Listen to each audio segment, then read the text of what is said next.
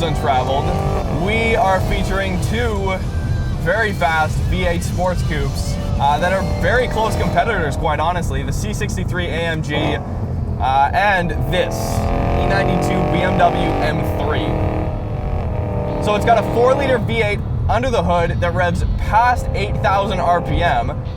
So obviously with that you get the insane smooth power band that you would expect from a high revving engine and the glorious note of a small displacement V8, something that is completely different from the C63 AMG. So this car is slightly modified. It's got A-box springs all the way around. It's also got Michelin Pilot Super Sports on all 4 corners, very sticky tires, which I'm very pleased about. I'm expecting the car to be a little bit different than the C63 already. I mean, the engine note is a lot closer to, let's say, a Ferrari than it is like a Mustang, or kind of just like a thrashing, really raw V8 sound. This is extremely smooth. At certain RPMs, you'll be cruising kind of higher up in the rev range, and you will not be able to tell where the pistons are firing anything. It's just one constant, glorious note. All right, so we are gonna keep the car in M mode for the duration of this review, obviously. Basically, stiffens up the suspension a little bit, steering is stiffened up, everything's just kind of dialed in for what we're doing right now, you know, carving the twisties, focusing on all the driver inputs that we're giving it, and having a lot of fun. All right, so 414 horsepower from the V8. And you don't really feel the torque, like I said, at the bottom of the power band. But when you get up there and you're at the top of 4th gear and you look down, you are going extremely fast. It gets up there very quickly.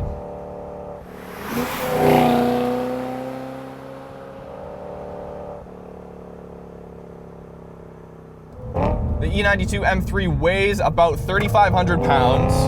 Which for a car this size and this modern is honestly, it's kind of on the light side. For a car that has 4 seats and that is meant to be a daily that you can still take out into the twisties on the weekends, 3,500 pounds is not too bad. One of the other things you notice right off the bat when you're dipping into corners and picking your lines, this car feels a lot smaller than it would lead you to believe from the outside. The hood on this car, first of all, looks absolutely sick. I love the way the E92 M3 looks. And the hood actually aids in placing the car on the road, and I think it helps with making the car feel a lot smaller than it actually is. I mean, this is a mid-sized coupe, I would say, but in the corners, the chassis feels extremely tight. Visibility helps with that as well. The visibility is great. Say you're at 4,000 RPM in 2nd gear and you hit it, you've still got instant torque. And you know what? The shifts when you're at full throttle are definitely a lot quicker than if you were just kind of going about your daily driving and shifting, short shifting around like 4,000 or 5,000 RPM. Shifts pretty quick. It's very smooth. And let me tell you, this transmission, the DCT, is miles, no, light years ahead of the SMG. It's just night and day. You can definitely see the progression of where they've come from, but this thing is just a joy to drive around.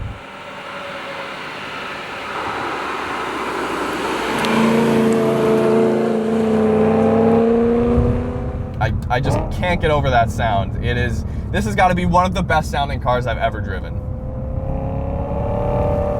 So the interior of the E92 M3, this particular one is a 2008, and you know what? The materials of the interior on this car are very nice. BMW really likes their leather.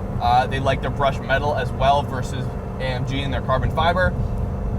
Everything looks really good to the touch and everything. Steering wheel is not Alcantara, so it isn't gonna wear like the AMG does. It's all leather, feels very good. You've got the classic M gauges, no more complicated than they need to be. At the same time though, I know this particular car is about 6 years older than the AMG we drove, but it's starting to feel a little bit dated. Not in the functionality. You've got all the functionality, but just in terms of the design and the layout. If you were to get in a brand new like F10 M5, I mean, it looks miles different. Overall, it's a really nice place to be. For being a car this size, you've definitely got enough room. Now, are the back seats usable? You know what? They kind of are. They look to be very usable. They've actually got vents back there as well, which shows you BMW and M actually put some thought into people who are actually going to be sitting back there. It is based off a 4-door chassis, same with the C63, so you would hope that the back seats do work.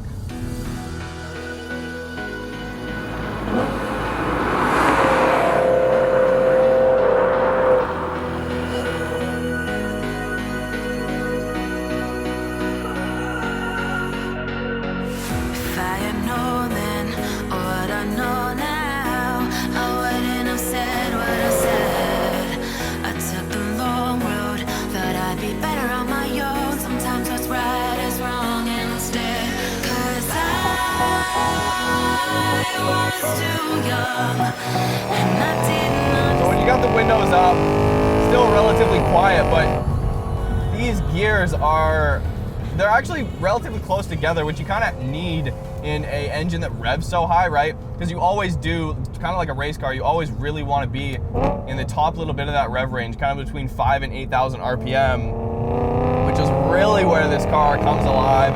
This car feels a lot smaller. I mean, I love smaller cars. I like being low. This car definitely provides all of that for you.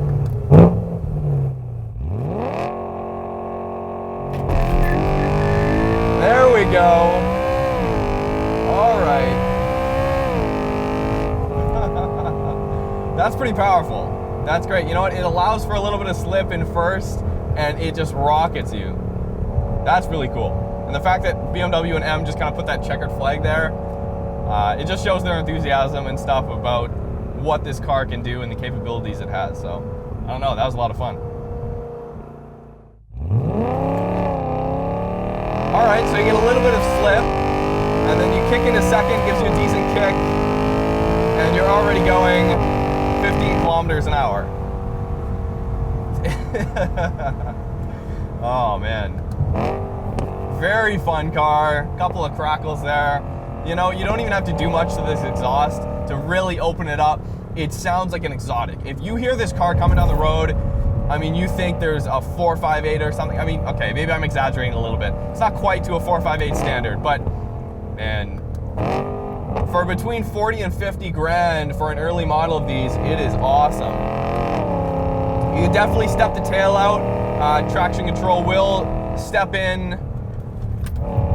when you want it to basically save you.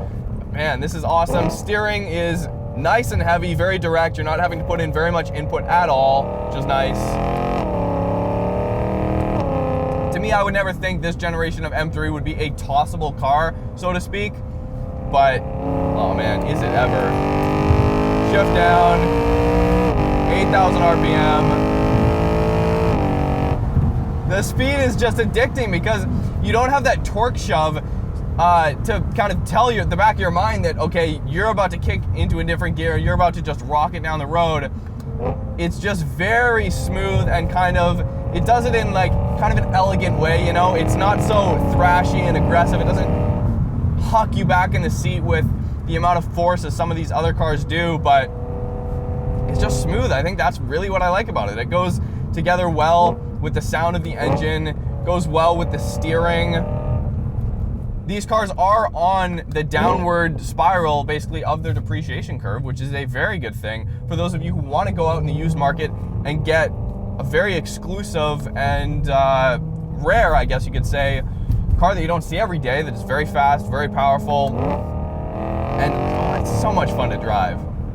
This particular one is also for sale right now in Vancouver, so if you're looking for an M3, hey, who knows, maybe this is the one for you. You can pick these up anywhere between 40 and 60 grand, depending on which year of the run you choose to go with.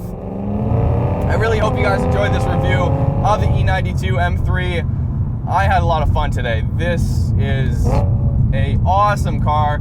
Anyways, hope you guys enjoyed this video. We've got new videos every single Tuesday and Thursday.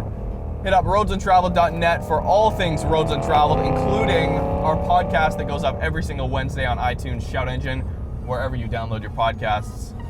Hope you enjoyed this video. I love this car. We'll see you next week.